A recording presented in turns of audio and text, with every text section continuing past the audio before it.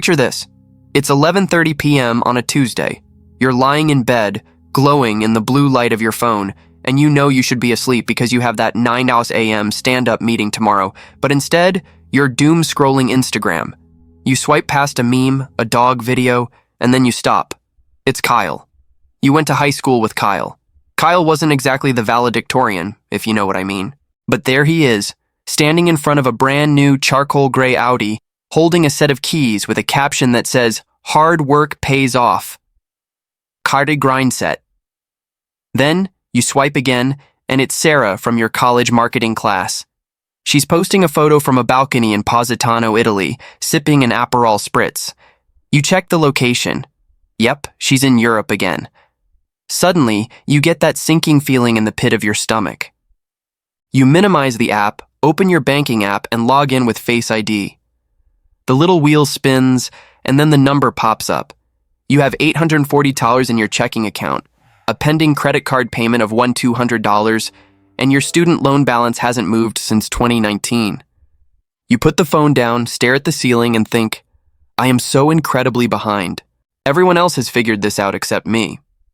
If you have ever felt that specific brand of anxiety, that feeling that you are losing a race you didn't even realize you signed up for, then this video is going to change your life. That's literally me, or at least that was me, and I'm willing to bet it's you too. My name is Bobby, and I spend way too much time thinking about net worth and the psychology of money. If you're someone who feels like you're working harder than ever, but your bank account isn't reflecting the effort, make sure to hit the subscribe button and give this video a thumbs up if this helps you out. Because today, we aren't just looking at numbers. We are going to tear down the facade of what rich actually looks like at age 25, 35, and 45, and I promise you, the reality is radically different from what you see on your feed. Here's the thing that drives me absolutely crazy about the way we talk about money in this country. We have completely confused income with wealth. We look at the guy driving the $80,000 truck or the girl with the $3,000 handbag, and our brains, which are still running on software updated during the Stone Age, immediately tag them as successful. But we are looking at the wrong metric.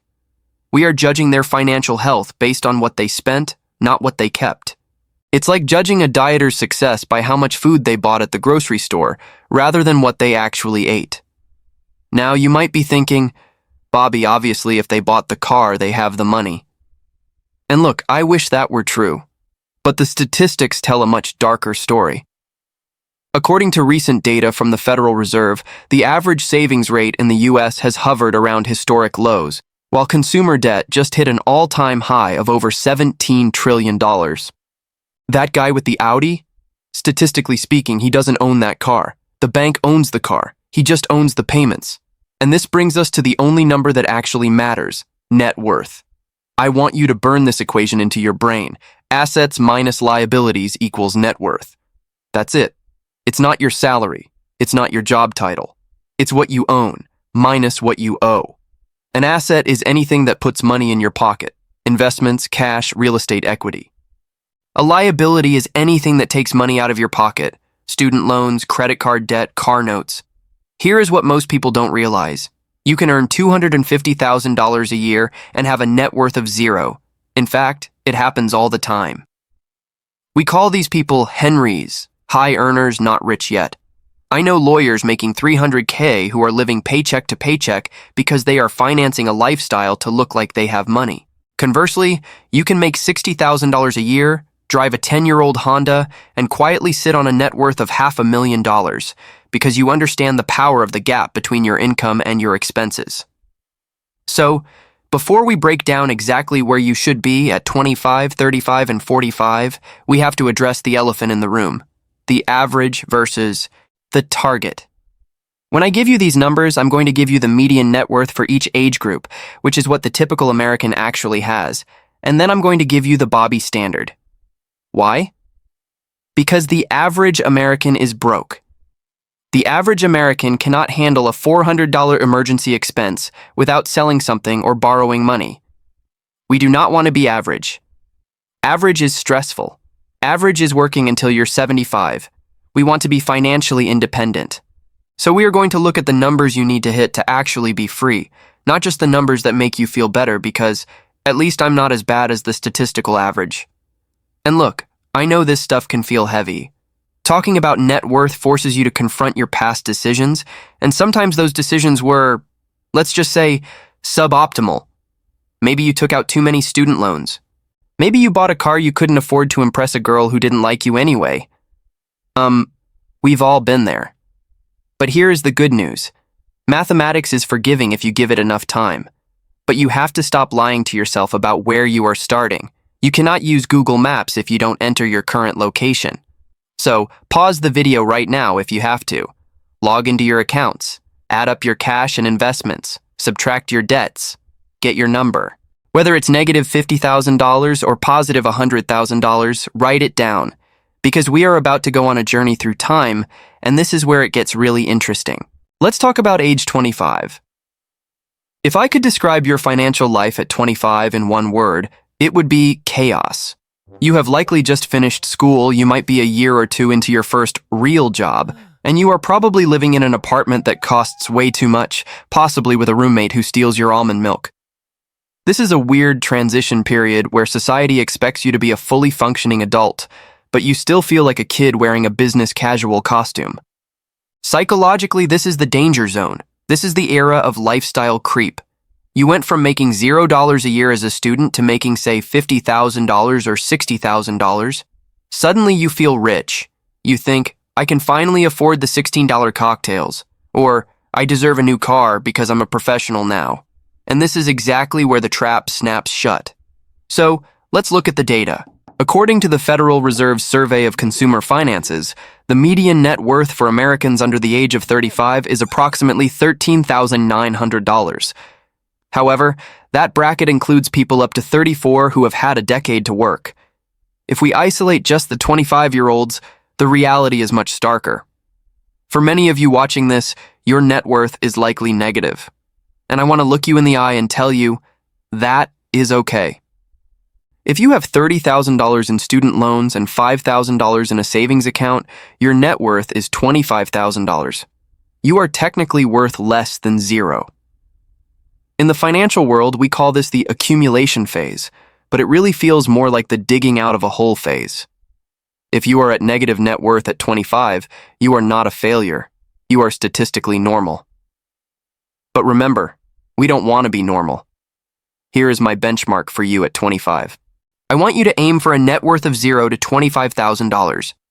If you have student debt, your primary financial goal is to become worthless, to get that net worth back to zero.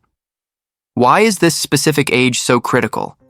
It comes down to one terrifyingly powerful math concept, the cost of waiting. Look at this graph. This is what keeps me up at night. Let's say you invest $500 a month into a low-cost S&P 500 index fund starting at age 25, assuming an average 8% return. By the time you are 65, you will have roughly $1.7 million. That is a life-changing amount of money. Now, look what happens if you wait until you are 35 to start doing the exact same thing. You still invest $500 a month. By age 65, you have $745,000. You didn't just lose 10 years of savings, you lost nearly $1 million in compound growth. The dollars you invest in your 20s are the most potent soldiers in your army because they have the most time to conquer territory for you. Now you might be thinking, Bobby, I can't invest, I have loans. Here is the nuance most financial gurus miss. You need to do both, but in a specific order. At 25, your strategy should be aggressive defense and strategic offense. Step 1. If your employer offers a 401k match, you take it. That is a 100% return on your money immediately. There is no investment in the world that beats a match. Do not leave free money on the table. Step 2. You need to declare war on high-interest debt. If you have credit card debt at 22% APR, that is a financial emergency. You are bleeding out. You need to stop buying clothes, stop going to happy hour, and kill that debt. Step 3. Build a oh crap fund. At 25, things break. Cars break, layoffs happen. You need 3 months of expenses in a high-yield savings account, so you don't have to use a credit card when life punches you in the face. Here's the psychological hurdle you have to jump at 25. You have to stop caring what people from high school think about you. The guy with the new truck, He's paying $900 a month for 84 months. He is broke. The girl with the designer bags, she's putting it on a firm. Real wealth at 25 is quiet. It looks like driving a used Toyota Corolla, having roommates for a few extra years, and packing your lunch. It isn't sexy. It won't get you likes on Instagram. But it is buying your freedom. If you can keep your living expenses low while your income starts to rise, you create a wealth gap. That gap is where your future millions come from. If you spend every raise you get, you are running on a treadmill that keeps speeding up, and eventually, you will fall off. Now we arrive at age 35. I call this the fork in the road, or sometimes the great separation. When you were 25, everyone was kind of broke together. It was a bonding experience. But by 35, the results of the habits you built in the last decade start to become painfully visible. This is the age where you start to see your friend group fracture into two distinct economic realities. On one side, you have the friends who bought the sensible starter home, kept their debts low, and invested consistently. They are starting to look relaxed. On the other side, you have the friends who leased the luxury SUVs, financed the $40,000 weddings, and bought the forever home too early. They look tired, they look stressed, and the reason is simple. Age 35 is usually the peak of what we call the messy middle. Here is what most people don't realize about your 30s. It is the most expensive decade of your life. Life comes at you fast. You might get married, which costs money. You might buy a house, which, let's be honest, is a never-ending money pit disguised as an investment. You might have kids. Do you know how much daycare costs in 2024? It is effectively a second mortgage. You are getting squeezed from every side. Income is usually up, yes, but expenses are often up by double. This is why you can make $100,000 at age 35 and feel significantly poorer than you did making $50,000 at age 25. This is lifestyle inflation in its final boss form. Let's look at the numbers. According to the data, the median net worth for Americans between 35 and 44 bumps up to around $91,300. But again, that includes home equity. If we strip out the house because you can't eat your house, the median financial assets are much, much lower. If you are sitting there at 35 with a net worth of $50,000, you are technically doing okay by national standards. But remember, we established earlier that national standards are a roadmap to working until you die. Here's the Bobby standard for age 35. By this age, you should aim to have a net worth equivalent to 1x to 2x your annual salary. If you make $80,000 a year, I want to see a net worth between $80,000 and $160,000. Why is this jump so aggressive? Because of the rule of 72 and compounding. If you have $100,000 invested by age 35, even if you never add another penny, that money will likely double to $200,000 by 45, $400,000 by 55, and $800,000 by 65, assuming a standard market return. That first $100K is the hardest money you will ever save, but it is the seed corn for your entire retirement. If you don't have that seed planted by 35, the slope of the hill you have to climb gets mathematically steeper every single morning you wake up. Now, you might be thinking, Bobby, I'm 36, I have 2 kids, a mortgage, and $12,000 in savings. Am I screwed?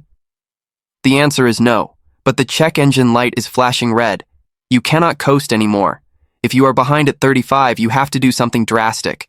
This is usually where I tell people they need to stop trying to budget their way out of the problem and start looking at the big 3: housing, transportation, and food. You can cut all the Netflix subscriptions you want, but if you are driving 2 cars with $600 monthly payments each and living in a house that takes up 45% of your take-home pay, you will never catch up.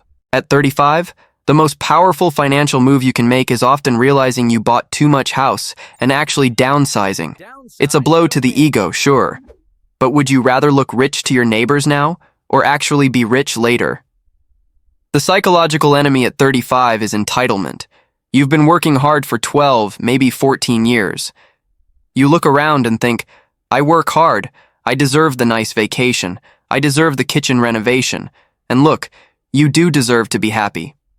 But you have to ask yourself, does this purchase actually make me happy, or is it just numbing the stress of my job?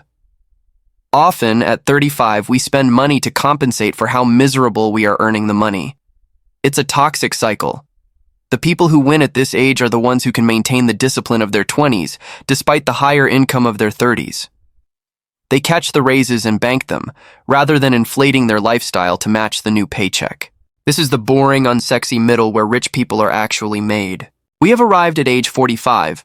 If 25 was chaos and 35 was the fork in the road, age 45 is the reality check.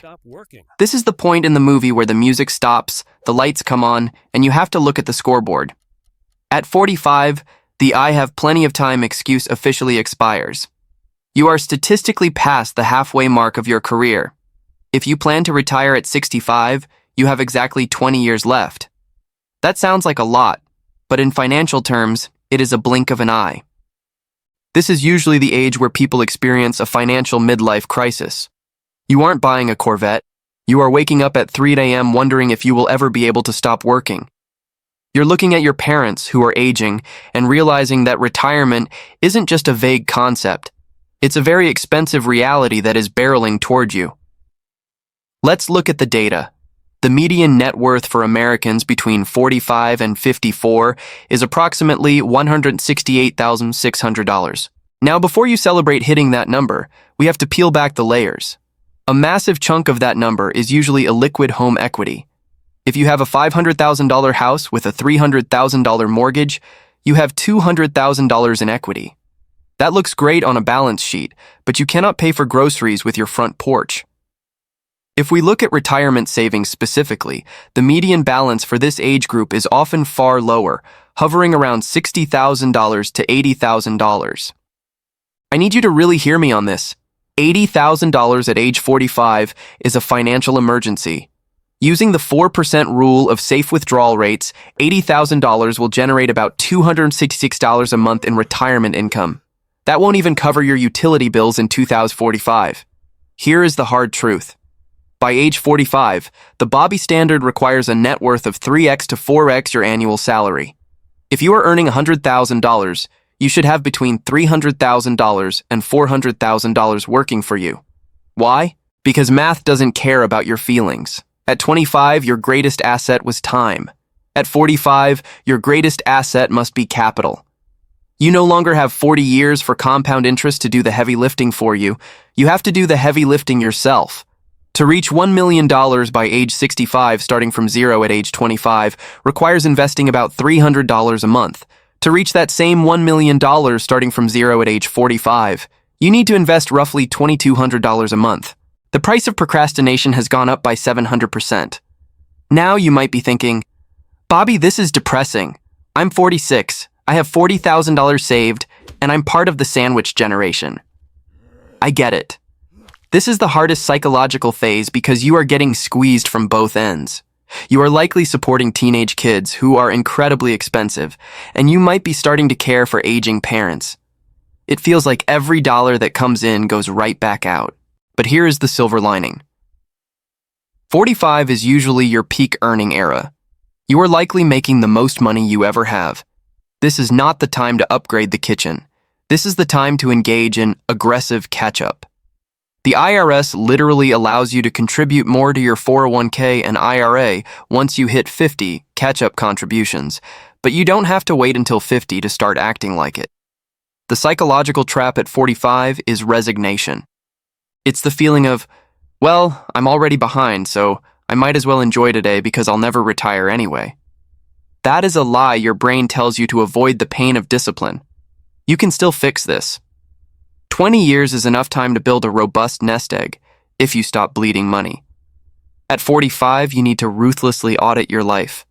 Do you really need the vacation home? Do you really need to pay for 100% of your child's college tuition if it means bankrupting your own retirement? Here is what most people don't realize. Your kids can borrow money for college. You cannot borrow money for retirement.